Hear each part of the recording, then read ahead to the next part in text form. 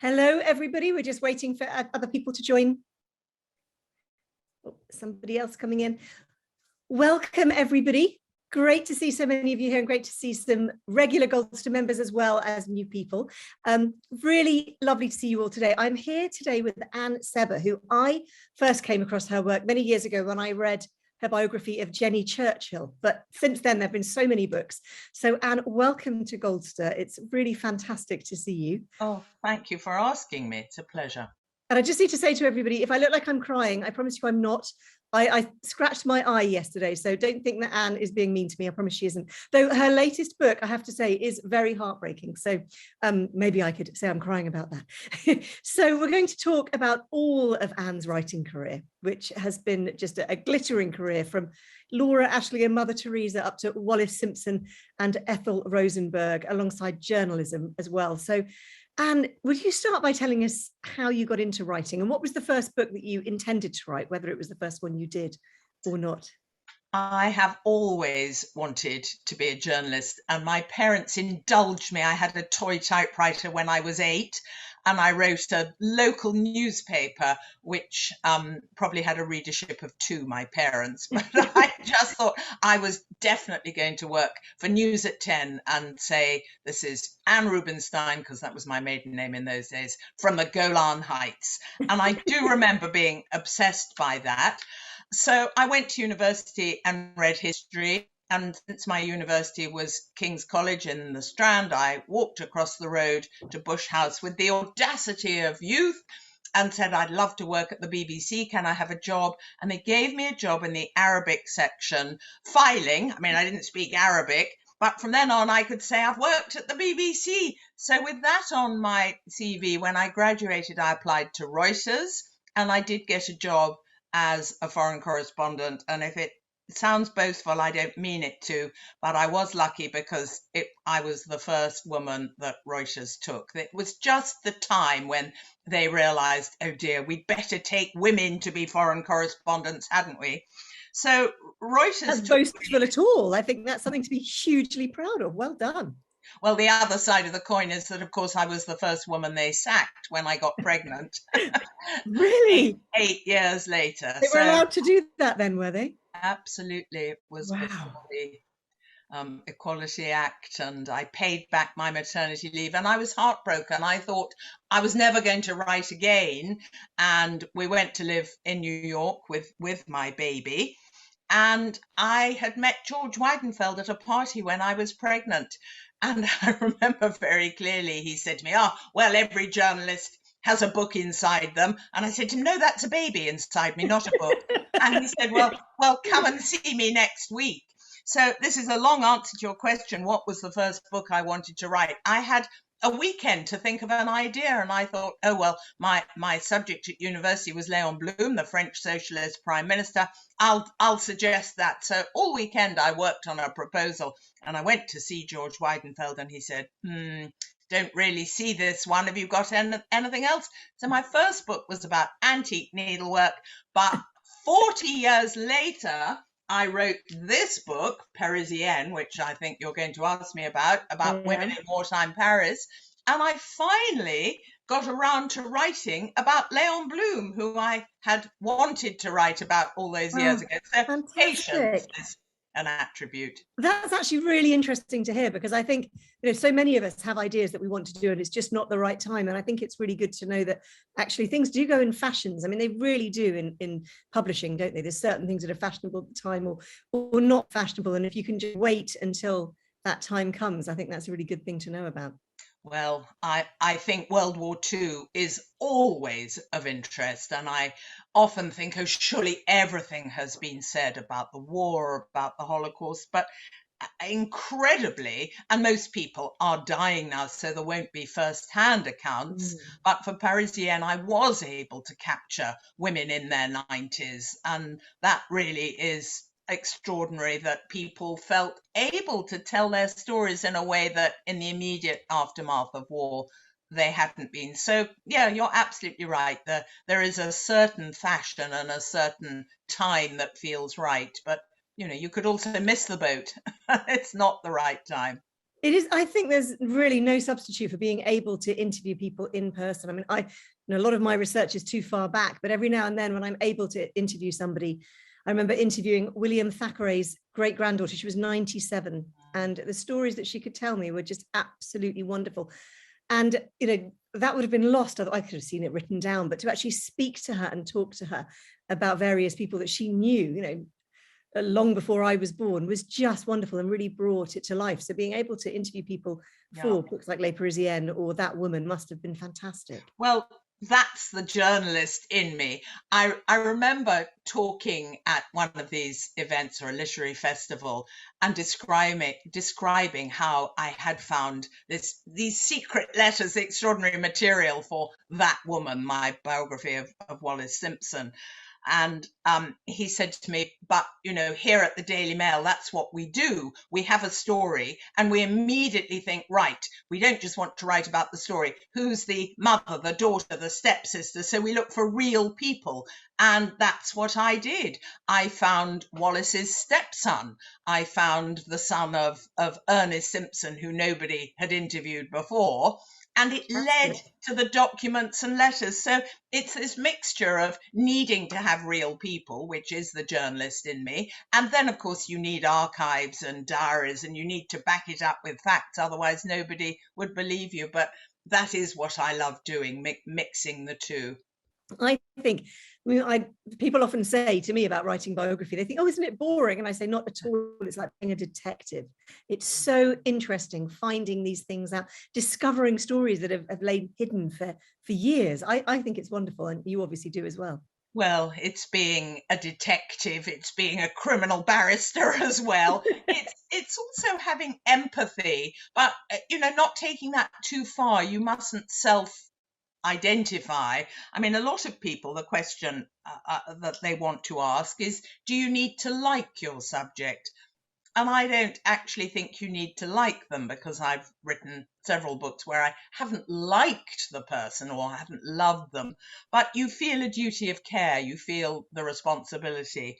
And finding the truth about Wallis Simpson was really important to me. I mean, I started that book not knowing where I would find the information and not knowing how, but one of the great tools of modern journalists or biographers is the internet, of course. So I just Googled Ernest Simpson because I thought, well, it doesn't really make sense that he's such a flat, boring character, because he had 4 wives.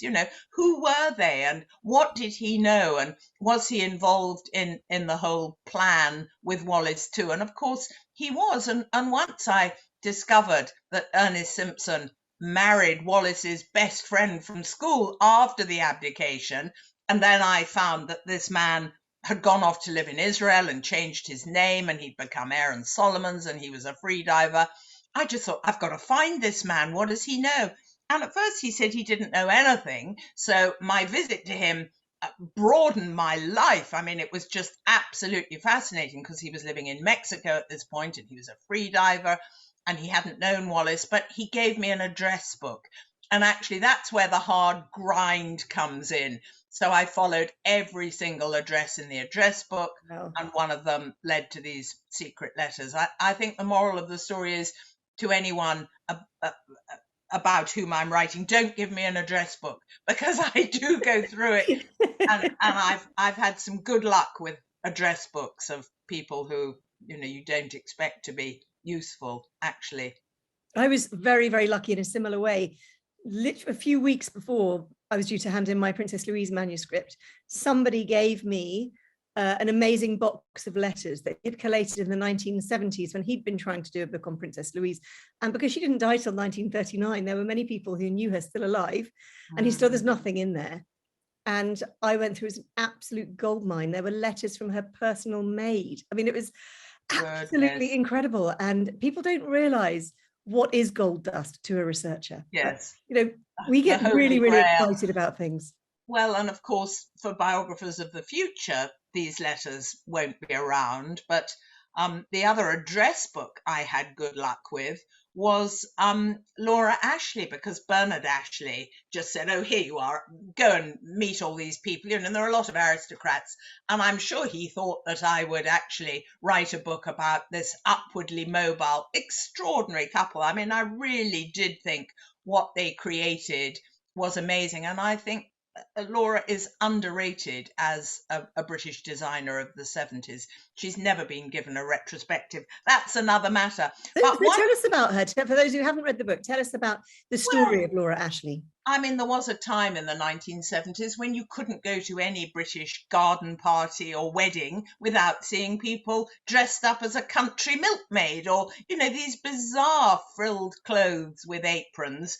And that was just because Bernard was printing lots of fabric. He didn't know what to do with it. So when they didn't have winter fabric, he would make something called double cotton. It hadn't existed, but it was 2 layers. I mean, he was so inventive and so charismatic, but the company didn't get off the ground for ages. And one of the people in the address book was a chicken farmer in Sussex, who I thought, you know, why am I going to meet this chicken farmer? What does he know? But it became quite clear that he and Laura, if they hadn't actually had an affair, they'd fallen in love, and they'd got very close to an affair before the company had taken off, when Laura was getting so frustrated.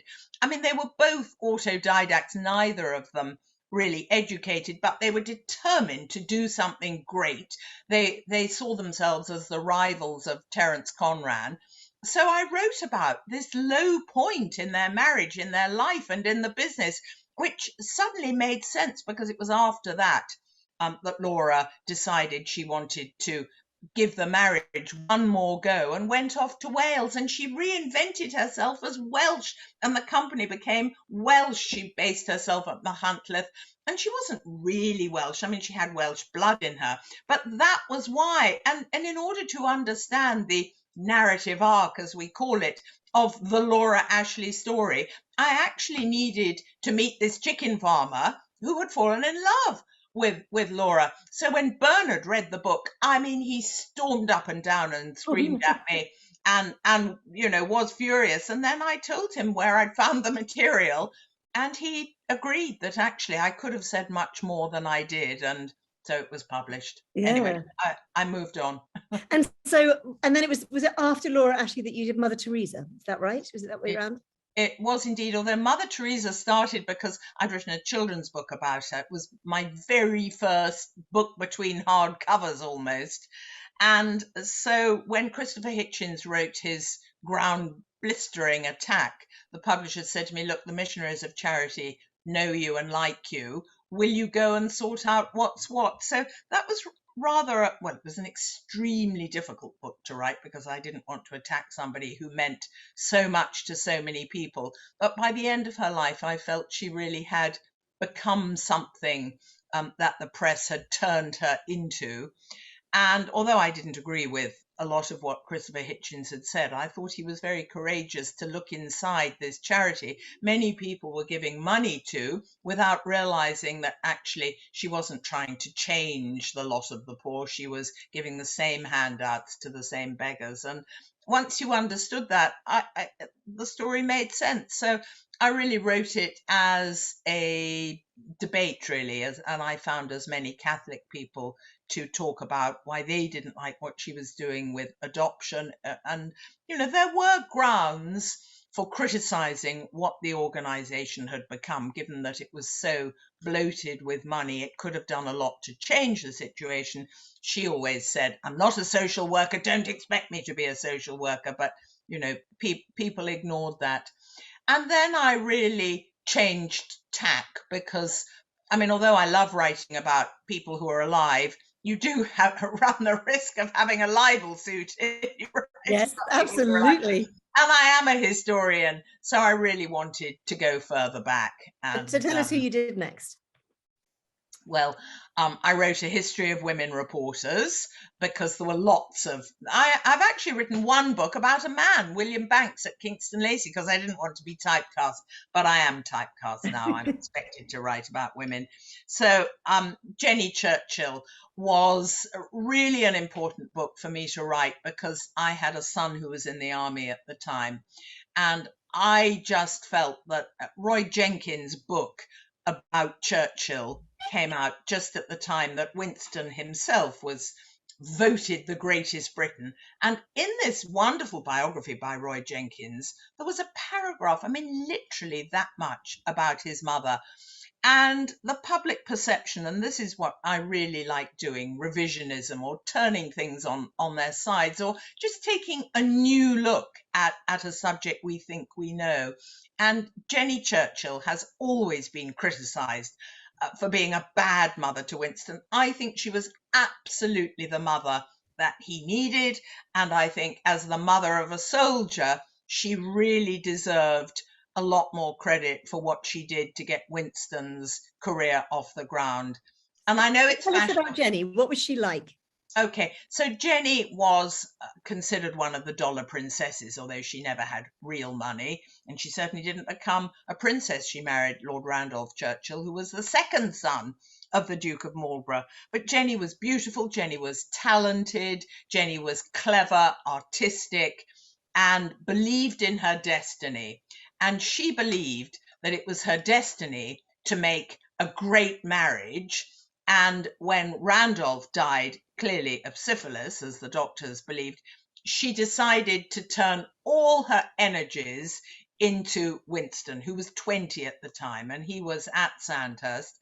And so, she went off and spoke to Kitchener to get Winston taken on to his staff to fight in the siege of Omdurman, and then she acted as Winston's social secretary. She got his work published. They had a plan that he'd spend 5 years in the army, then he'd become an MP.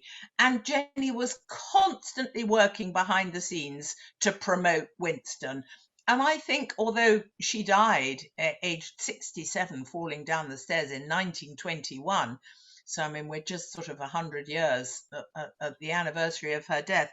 I think what she did to help Winston believe in his destiny was incredible. Don't forget, Winston was 65 when he picked up the reins of power to become prime minister. I mean, and it wasn't a given that he'd be able to lead us through.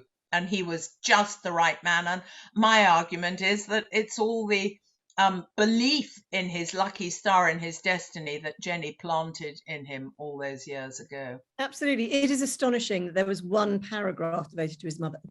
I mean, this is what you see all the time. I've had journalists, and I'm talking multiple times, ask me about the Dickens marriage and say to me, I assume you're on Charles's side because you're descended from him. And I'm like, and from her? If she hadn't had the babies, I wouldn't be here. Absolutely astonishing how people constantly write women out of history. So, and I know you obviously you have written a book about a man as well, and you said it almost apologetically that you write mostly books about women. But let's face it, there are so many books about men that we need far more books about women. I mean, we see the fact that, when you look at English Heritage's blue plaque system, there's almost entirely male, which is an issue they're trying to address. So women have been written out of history for centuries. So I think in the last few decades, there have been a lot more women writing biographies of women. Well, thank goodness, because we do need that. Yeah. And it has been a very rich period. I think I've been lucky. There have been, wives, sisters, mothers, daughters who have been ignored and previously, historically, and suddenly this was a rich field to write about. But yes. But do tell us about William Banks as well, because William Banks is really fascinating, isn't he? Well, I had visited a lot of National Trust houses, and I knew Kingston Lacy in Dorset. And when the last owner died, he gave Kingston Lacy to the National Trust in 1981. It was the biggest single gift that the National Trust had. They still needed to sell off some of the parcels of land because it needed a lot of work done. So William Banks was a friend of Byron, and in 1833 and then again in 1841, he was charged with indecent exposure the first time and then indecent assault. And men were hanged for that. So he had to get out of the country. He could have hidden his homosexual leanings, but he didn't. And so, he faced exile, but he continued to collect for this house at one remove. And I just thought this is an absolutely fascinating story. I've always been intrigued by National Trust houses. I actually went to school in one. I went to school in Isha at a school called Claremont. And Claremont was initially, well, Clive of India lived there for a while. And, well, you'll know about it from the Princess Charlotte dying in the library in childbirth. And so being at Claremont, when you reached the sixth form, you were allowed to sign up for a rota to show people around. I think it was once every 6 weeks or something. So, you know, I have always had a fascination with history and historic houses and the people who lived there and what you could learn. I mean, you learn from archives, as we've said, and documents and letters and diaries and descendants if they're around. But real buildings and being a footsteps biographer is important too. So, you know, there are multiple ways to learn. And so I just think William Banks would be such a brilliant film. I sold the film rights and nothing happened. But, you know, here's this plucky Brit. He was very beautiful, went off to live in Italy and collected for this house at one remove. And you look at the house now and it's really what William did to it. It is a beautiful house. I really love it. We've had a comment here from someone saying, my gran was in service at Claremont. There we are. I love all these connections that was up. Do you remember, everybody, of course, you can put any questions for Anne in the chat. And I've put a link to Anne's website so you can see all the different books that she has written. So after William Banks, I mean, how did you come up with that, by the way? It was just someone you'd always been interested in, or it was because... Well, I knew the place and I knew that the documents, the archives, were virgin papers at Dorset County Record Office. And I thought it was a way of breaking this spell that I could only write about women. But, you know, as we all know, cancel culture has only got stronger. And I am expected to write about, you know, middle-aged white women, probably, in whatever era they lived. So, well, tell us about Les Parisiennes then, and how that came about. Well, you have a bit of a love affair with Paris as well, don't you?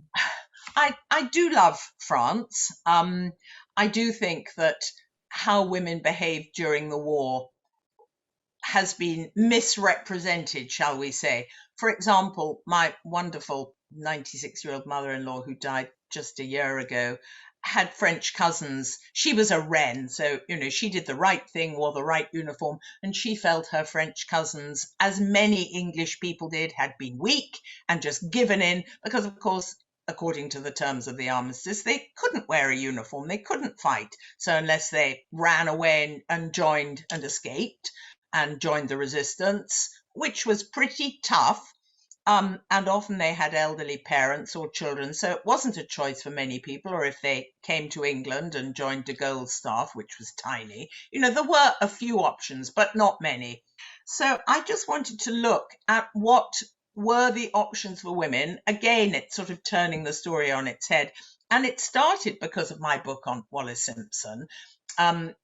You know, if you know one thing about that woman, you know that she loved jewelry. So I'd had a lot of help from Cartier in explaining how Wallis had bought things from them, even during the war. Her birthday was on June the 19th. And Edward, who at that point, you know, the abdicated king in 1940 was in Paris. He was meant to be overseeing the débarque, the escape from Dunkirk. What was he doing? He was actually in Paris buying Wallis that extraordinary flamingo brooch that he gave her on her birthday.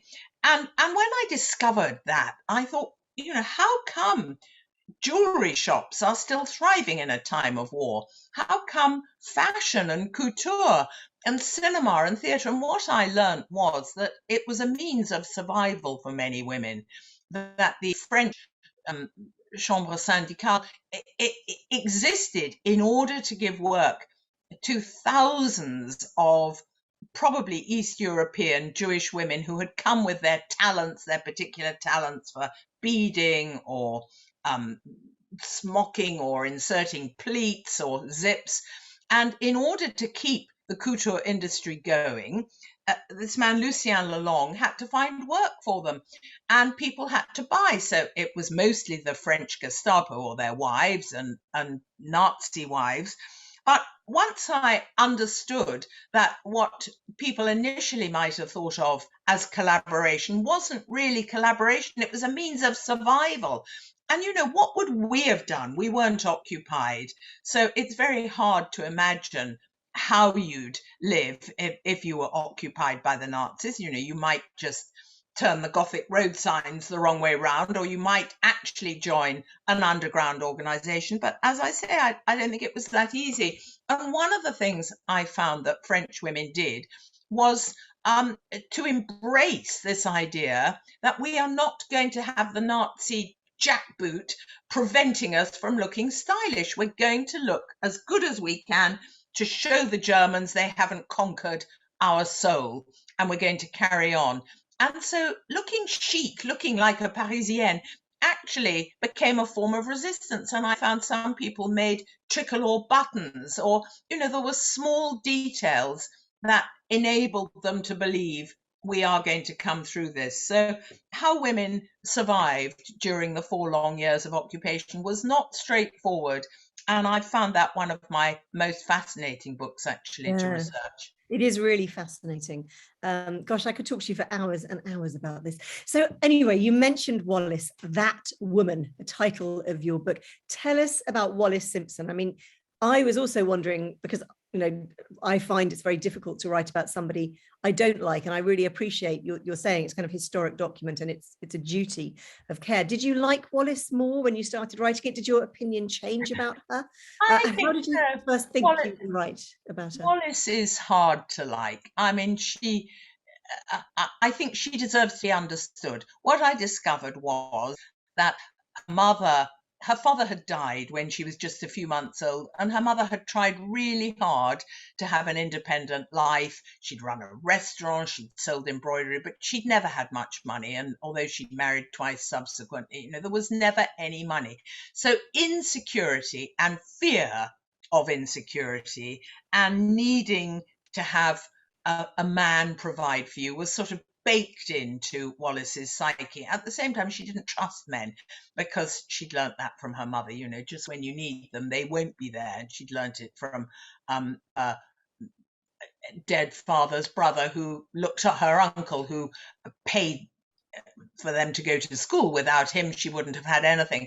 So Wallis was born into a patrician family in Baltimore, but she had no money, so she was always an outsider, and she was always looking, how am I going to find a man who's going to provide for me? It never entered her head that she could work herself, although she was bright and she probably could have done, but she wouldn't have made a fortune.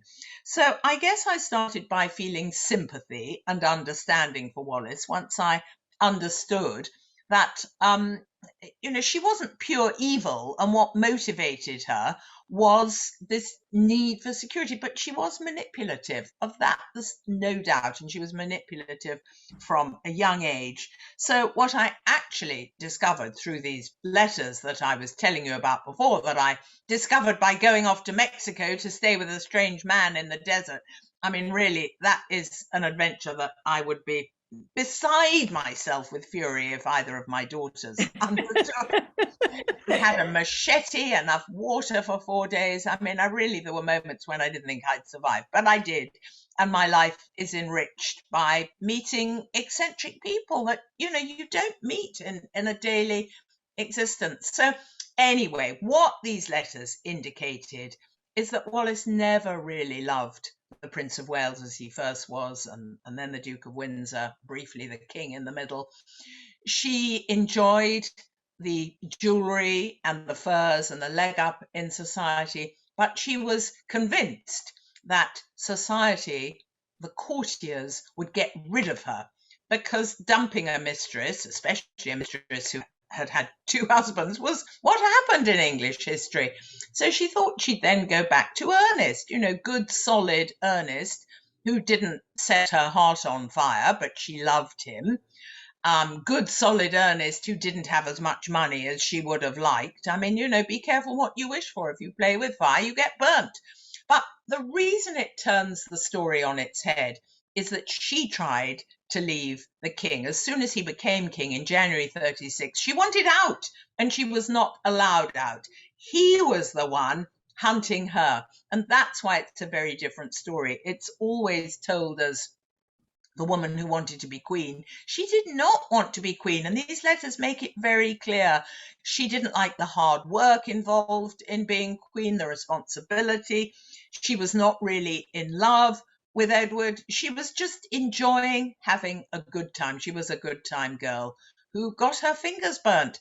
And then she realized when he abdicated that she had to marry him, mostly because she'd manipulated her best friend from school, Mary Kirk, to keep Ernest happy. So I've just got to keep Ernest happy so that when I'm dumped, I'll go back to Ernest. But that was not to be, because by the time she thought she could go back to Ernest, he'd fallen in love with Mary Kirk, who was Wallace's school friend. So it didn't work out as she planned, and she behaved very badly for the rest of her life. She tried to humiliate the Duke of Windsor, and lots of people told me how she'd scream at him and how badly she'd behave. So, she's hard to like, but she was amusing, she was funny, she was a woman who really didn't expect this to happen. I think she paid a heavy price, actually, being landed with a very needy sort of boy child. She referred to him as Peter Pan in these letters, the boy who wouldn't grow up.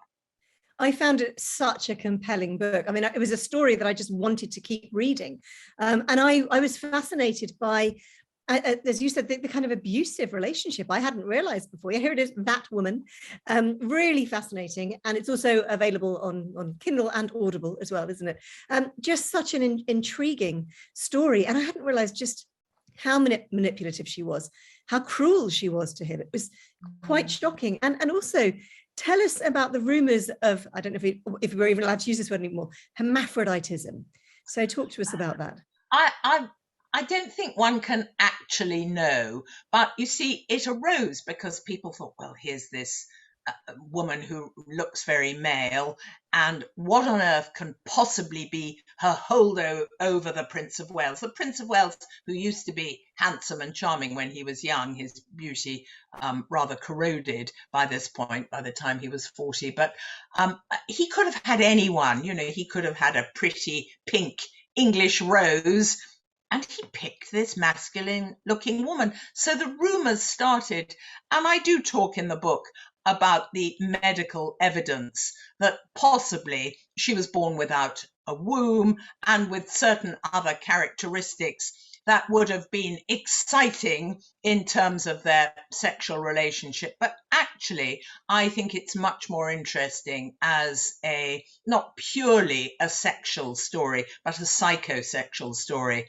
I think, there are many ways to please a man. And Wallis obviously had discovered many of them while she was in the Far East. And I think Edward found these really exciting. He found these well-behaved English gals rather boring. And Wallis clearly set him alight. So, you'll have to read my book where I do talk in greater detail about the dynamics of their relationship. And I think it was partly dependent on sadomasochism. I think he felt that he needed to be punished. He hadn't been allowed to fight at the front. He'd given up being king, that's what he was born to with all the privilege. And he hadn't done the one thing that a king is meant to do, produce an heir. So probably, if not impotent, he was infertile. I'm quite sure that Wallis couldn't have children as well, and she knew that, and that's why she was able to behave with such abandon.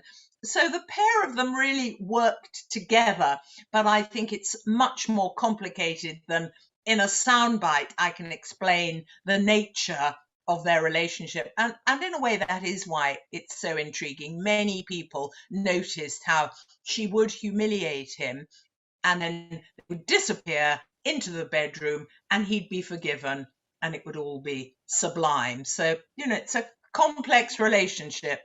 And you describe it, it's so chilling reading it, about when they go to see Hitler. And then while Edward and Hitler are having a conference or whatever, she goes and takes tea with Rudolf Hess. And it's just this extraordinary couple. Blindness. Yeah. And yet I've always found it intriguing how much Americans adore her. And normally any association with the Nazis would have you kind of, you know, blacklisted in America. And yet they seem to just ignore all that because she was the American who married a king. And I've always found that such a strange. You're right. thing that we But think takes beyond not her. everybody. When I went to visit her old school, they're proud of her. You know, she's a pupil who done good.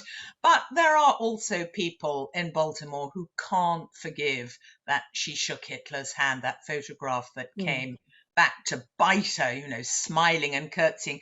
But I think one needs to set it in context. So let's remember, before they were the Duke of, before the royal family was Windsor, they were Saxe-Coburg. You know, there was German blood in their veins, and Edward spoke German. He was proud of being German. As far as he was concerned, he had German cousins, and when he wasn't allowed to come back to England, he wanted to take Wallis somewhere where she'd be treated like a queen, because she was given the title of Duchess of Windsor, but without royal initials, and that was so crucial. You know, you could say that it was the Queen Mother and King George who were very clever, and the politicians who advised them not to give Wallis royal initials, partly as a punishment, but partly because it meant effectively they were exiled, so they wouldn't come back and be a threat as the king's party. But what did Edward do? He gets advice and he goes to visit Germany and to meet Hitler and all Hitler's acolytes, because they treat Wallis like a queen and they curtsy to her. And he felt that she was the most wonderful woman in the world and she deserved to be treated properly. So, you know, it's absolutely foolish and naive to have gone to Germany. But I think the British establishment needs to take a bit of the blame for not giving them better sources of advice, not making it easier for them to go elsewhere. But they were cut loose, completely cut off after the abdication. And whereas beforehand, you know, pictures of Wallis, pictures of Edward would be on the front cover of the Illustrated London News, for example, their wedding took one paragraph on an inside page, so they become non-people. Well, and so from Wallis, the extraordinary thing to me is reading them back to back. From Wallis Simpson to Ethel Rosenberg, your latest book. I mean, what a story, and how different these two utterly different women. You know, Wallis obsessed with what she looked like in her jewels, and Ethel not the slightest bit interested in fashion. I mean, an emotional roller coaster for you as a researcher. So for those people who don't know who Ethel was, will you give us a kind of potted idea of the story? As you asked, there is the picture on the book cover, which in a way tells the whole story. Here's this very ordinary, obscure Lower East Side housewife in her 30s, clever but no money really, an idealist who grew up in the Depression and wanted to make life better for people, so becomes a progressive leftist, probably a Communist Party member. And she's arrested and she's in the toils of men, as you see in this picture. She's arrested for conspiracy to commit espionage in 1950, so 70 years ago, on the basis that her husband was known through secret information to have been a aspiring recruiter, to have passed military and industrial information. Her brother had been at Los Alamos, which is where the Manhattan Project was based, making atomic weapons. So the Americans were absolutely terrified. You can date this fear. I mean, it's often referred to loosely as McCarthyite fear.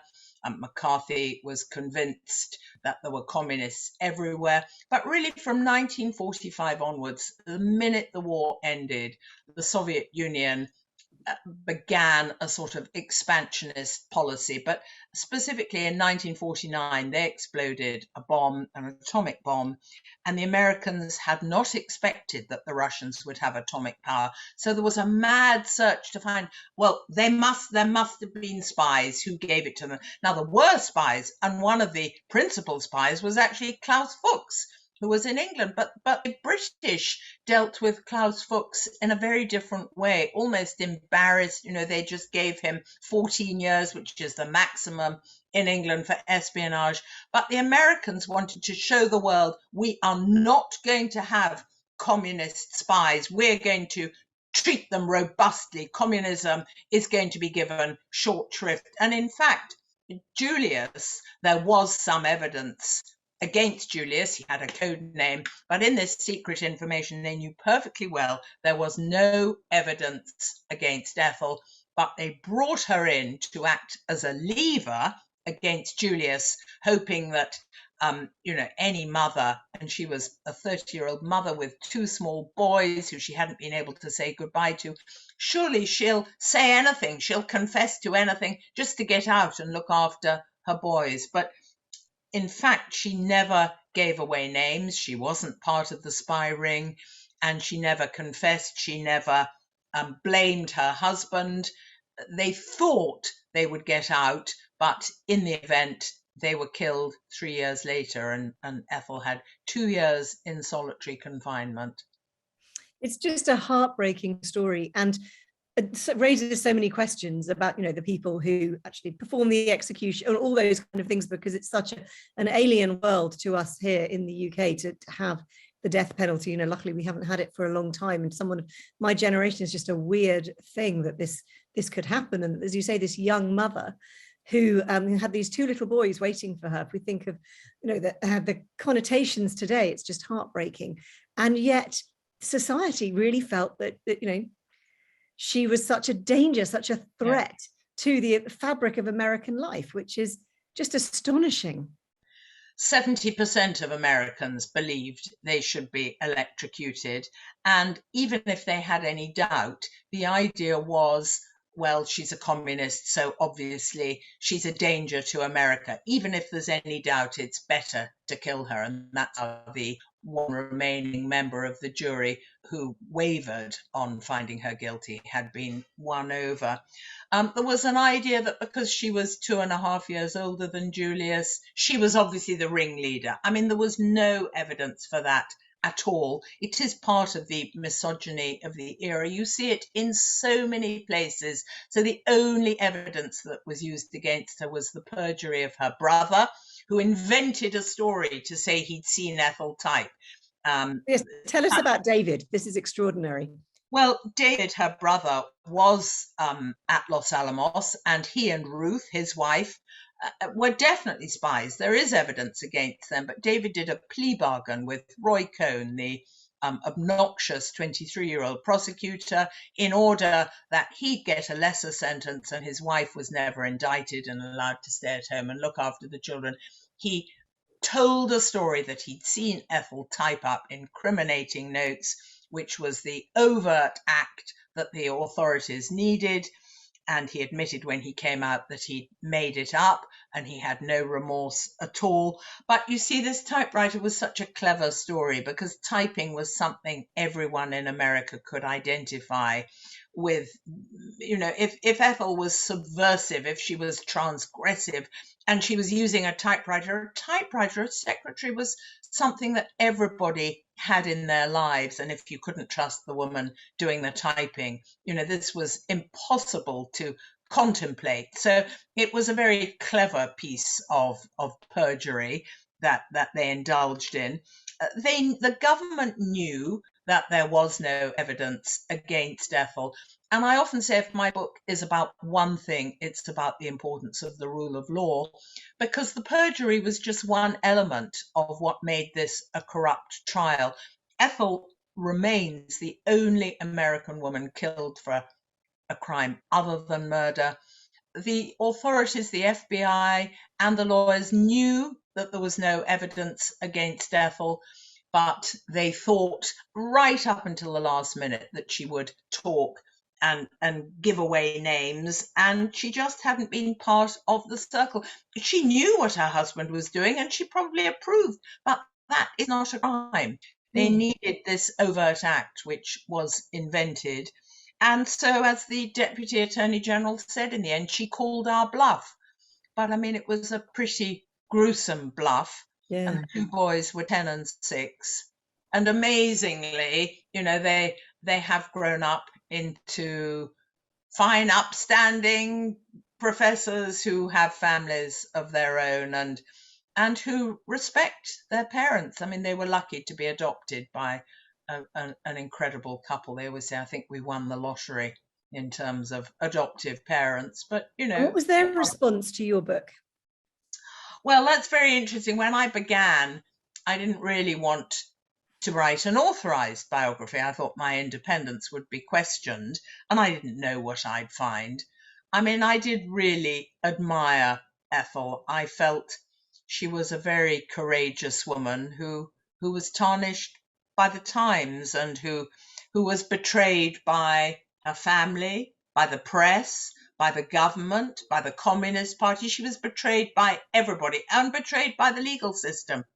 And that she was the only person who did not betray anybody. And she gave that legacy of loyalty to her children, which has stood them in very good stead. So how did they react? Well, I had a few interviews. I mean, before lockdown, I was able to fly 2 or 3 times, and they gave me introductions to people who had known Ethel, which was invaluable, because I saw the psychotherapist in her 90s who looked after Michael and Ethel. I saw a woman who'd been in prison with Ethel, and I saw them, and they did have memories. But they didn't want to get too close to me. God knows they've been exploited enough times. So we kept our distance until they read the book, which thankfully they like. And they're surprised that it's taken so long for anyone to extrapolate Ethel, not to see her as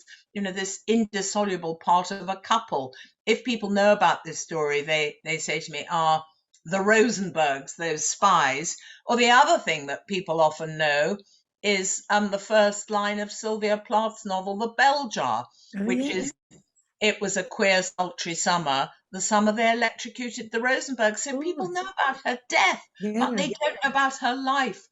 And I've just tried to restore a voice to a woman who was cruelly denied her voice, to bring back her humanity. And I think they are happy. They even say they've learnt things about their mother that they didn't know. So. That's amazing. Well done, you.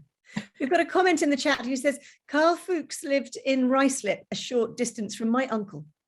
Getting lots of good connections here. And now we have a question for you very quickly, if you can do this quickly.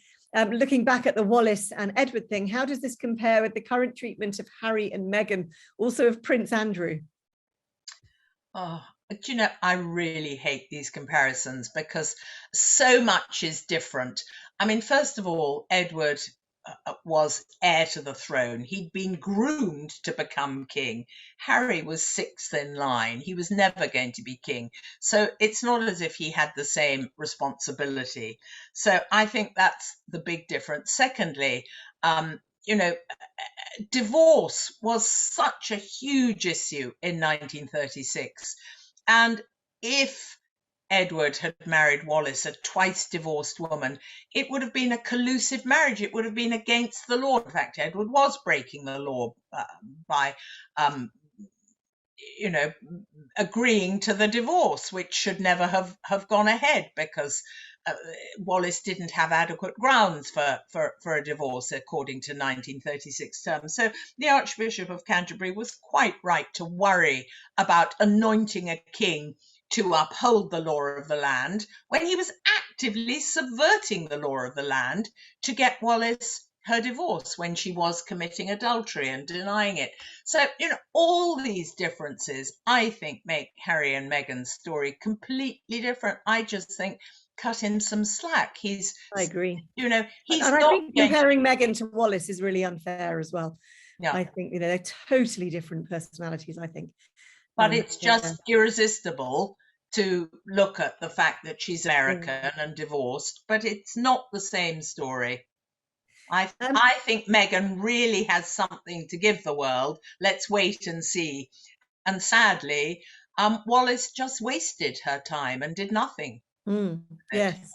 We've got one comment, and I'm going to have to leave us on in a little bit for what's coming up next, but we've got one comment. Do you remember the Queen Mother at Edward's funeral? She was so disgusted with Wallace.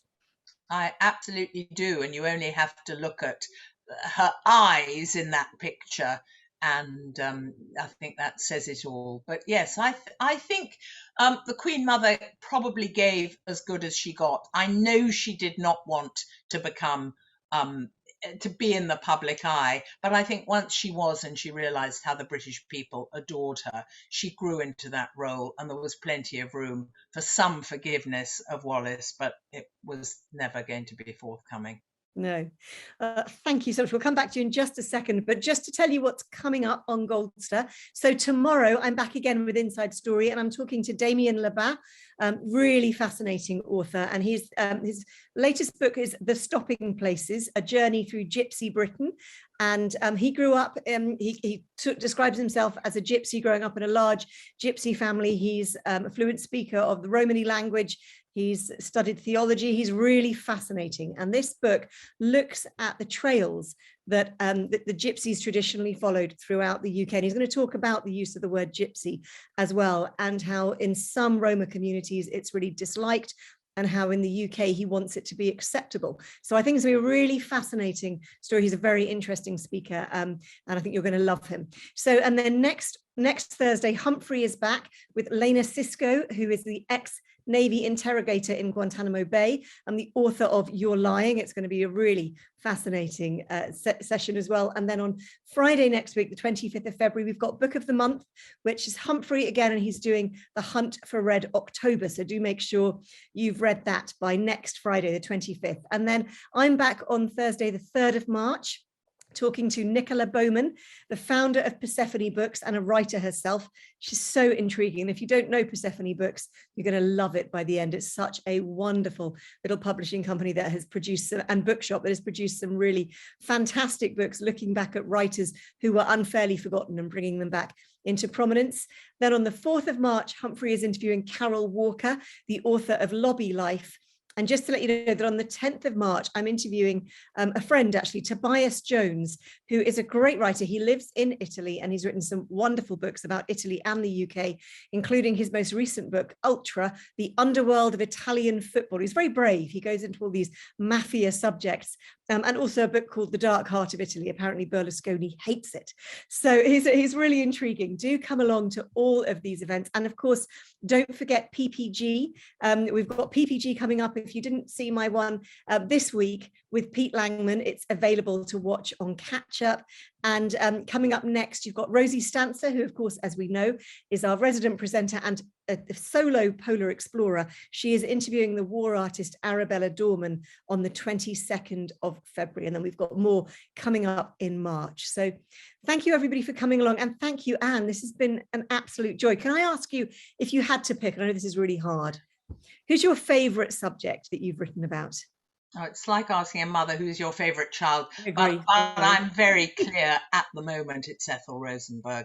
I actually feel it's such an important story, and I think it behoves us all to understand what happens when a government is prepared willingly to sacrifice one of its citizens because it's giving in to mob rule or fear. And so, apart from the fact that I feel it's an important story, I think it's such a moving human story. And I'm just really still obsessed with it. I can't move on. I feel I've lived Ethel's life for 5 years now, and I'm just very proud that I took it on, because it's a controversial subject. Yeah. And I'm not encouraging spying, in case you think I look like an apologist for the Soviet regime. You know, I don't like what Putin's doing, but let's not confuse the issue. This was a woman who was killed by a government with no evidence against her. I think that's the best note to end on. It's an excellent book. I've put the link to it in the chat. So thank you so much, everyone, for coming along. And Anne, thank you so much. You were absolutely wonderful, and good luck with everything that you're working on in the future. We hope you'll come back and talk to us when you have another book out in the future. So Anne and I are now going to turn off our screens, and I think Stephanie's going to put up a little poll for you, and I shall see you all tomorrow, hopefully, with the wonderful Damien Lebat. Take care, everyone. Bye-bye. Thank you, Lucinda.